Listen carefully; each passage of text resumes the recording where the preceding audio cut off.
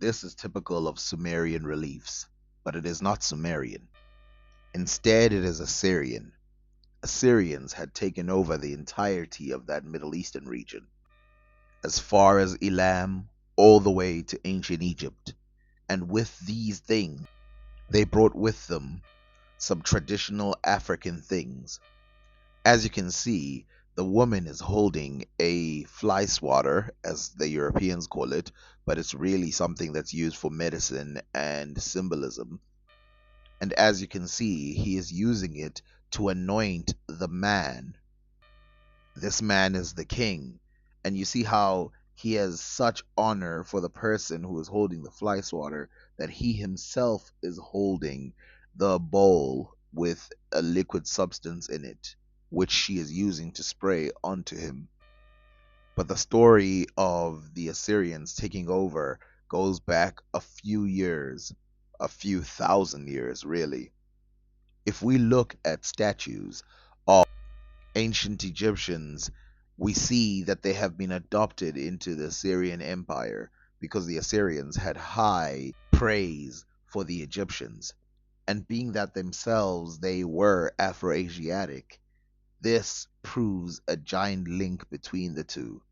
And that, unlike the Sumerians that are very masculine empire, these ones had the hope or the leftover room for females approaching very high positions above men. But before we talk about the similarities between the Assyrians, let's talk about the similarities between the ancient Egyptians and the West Africans. Firstly, let's talk about the faces.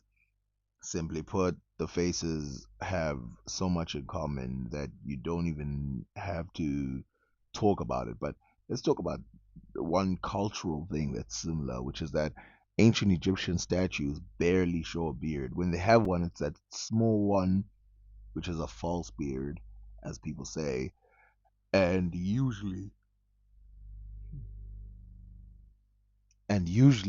they are depicted in the front with no beard, no personal markings, none of that.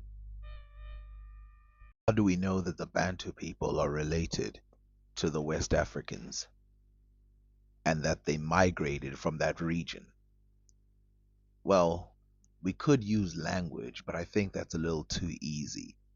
First, let us look at their culture. Just look at their metallurgy.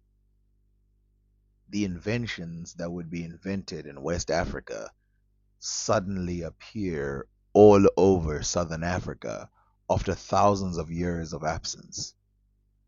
Where could they have possibly gotten it from?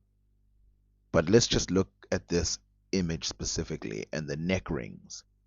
We can see that these neck rings that are being used by this king of the Benin people, we can see that this is traceable to any other part of Africa, but especially this use of this number of neck rings can be traceable to the Bantu peoples.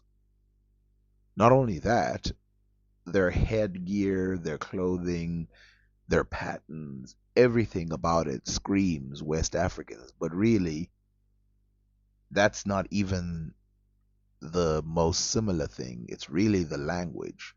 For example, the Igbo word for dog is Nkita. The Yoruba word for dog is Aja. The Bantu words for dog are Inja, Imbwa, Inda, basically along the same lines. But I want to make sure I state this that these languages are not the same language group. They are two completely separate groups. They have similar grammar and they have similar words. Sometimes the alphabets switch places, which makes it look like it's not the same word, but it definitely is if you trace it back. So I'm not saying that these languages are the same language group. They are two distinct language groups under the umbrella of Niger Congo, the Congo representing the Bantu speakers and the Niger representing the other West African speakers. Now, I'm fully aware of the opinion that the people from West Africa and Central Africa came from the Egyptians. This opinion is a very strange one, given the fact that the Bantu languages are more distantly related to the Afro-Asiatic languages than the Egyptian languages. Not to mention that if they did come from Egypt, that would mean that Africa was a pretty empty place. The Nilo-Saharans come from Egypt, the Ethiopians come from Egypt, the Somalians come from Egypt, the West Africans, the Central Africans, the North Africans, everybody comes from Egypt. That would mean that Africa was a pretty empty location, which we know is not true at all. And I've shown you that there's definitely images, hundreds of them, that depict animals that would soon be Bantu cattle all over Central Africa. And also, they were dressed the same as the people who would come in later. Because if you notice, the Central African people and Africa in general, they don't go too far away until the modern day from their tribal dress. A second word, the word for love in Igbo is ifunanya or ihunyana. I don't know how to say it, but in Bantu languages, funana means to be in love with each other. Funana.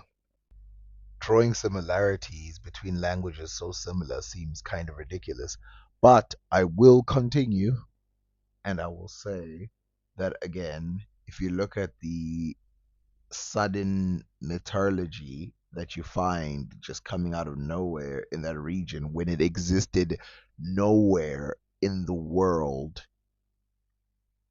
I'll say that again. It existed nowhere in the world, and then all of a sudden, all of it happens in Africa in one place, from copper alloys to steel to all kinds of metals that didn't exist, tin, gold, smelting.